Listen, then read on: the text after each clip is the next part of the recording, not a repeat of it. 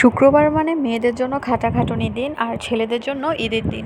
সারা সপ্তাহে তো কাজের চাপ থাকেই, কিন্তু শুক্রবারে মনে হয় যেমন কাজের চাপটা আরও দ্বিগুণ বেশি বেড়ে যায়। তারপরেও তেমন একটা কষ্ট লাগে না যদি দিন শেষে পরিবারের সবার হাসির মুখটা দেখা যায়।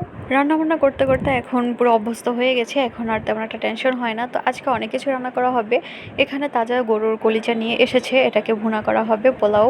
তারপরে এখানে 2টা মুরগি আছে, মুরগি 2টাকে রোস্ট করা হবে। এই চিংড়ি মাছ ভাজি করা হবে। আর এটা হচ্ছে ডাঁটা শাক, এটাকে আজকে ভাজি করা হবে চিংড়ি মাছ দিয়ে। এখানে ছোট ছোট চিংড়ি মাছ নেওয়া হয়েছে আলাদাভাবে, এটা ডাঁটা শাক দিয়ে ভাজি করা হবে।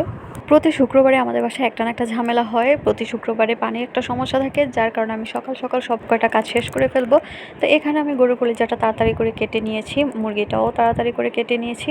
এখন গরুর কলিজা এটাকে একটু সেদ্ধ করে নিতে হবে, মানে হালকা ভাপ দিয়ে পানিটাকে ফেলে দিতে হবে। আর এখানে আমি মুরগিটাকে ভালো করে ধুয়ে এটাকে ভেজে নিচ্ছি।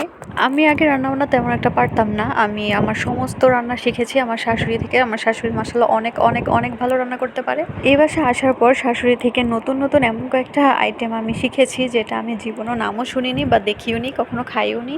আল্লাহর দরবারে হাজার হাজার শুক্রিয়া, কারণ আমি মায়ের মতো একটা শাশুড়ি পেয়েছি আর বাবার মতো একটা শ্বশুর পেয়েছি। মাঝে মাঝে মনে হয় আমার বাবার থেকেও বেশি আমার শ্বশুর আমাকে আদর যত্ন করে। কোন একটা সময় শাশুড়ি যখন রান্না করতো, আমি শাশুড়ির পিছনে দাঁড়িয়ে থাকতাম আর তার থেকে রান্না শিখতাম। আলহামদুলিল্লাহ এখন আমি সব কিছু নিজে নিজে করতে পারি, এখন আর শাশুড়িকে আসতে হয় না।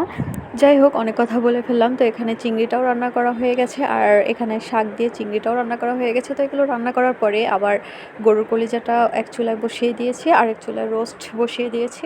তো এগুলো রান্নাবান্না শেষে কাজের চাপ মোটামুটি অনেকটাই কমে গেছে, বাদ আছে শুধু পোলাও আর ভাত। তো ওই দুইটাও আমি 2 চুলায় বসিয়ে দিয়েছি। যখন পোলাওটা আমি ঠিকভাবে মানে পারফেক্টভাবে রান্না করতে পারি, সেদিন মনে মনে আসলে ধিনতানা গানটা বেজে ওঠে। কারণ হচ্ছে পোলাওটা রান্না করতে গেলে এখনও আমি খুব ভয় পাই, কারণ পানির পরিমাণটা আমি মাঝে মাঝে বেশি দিয়ে ফেলি।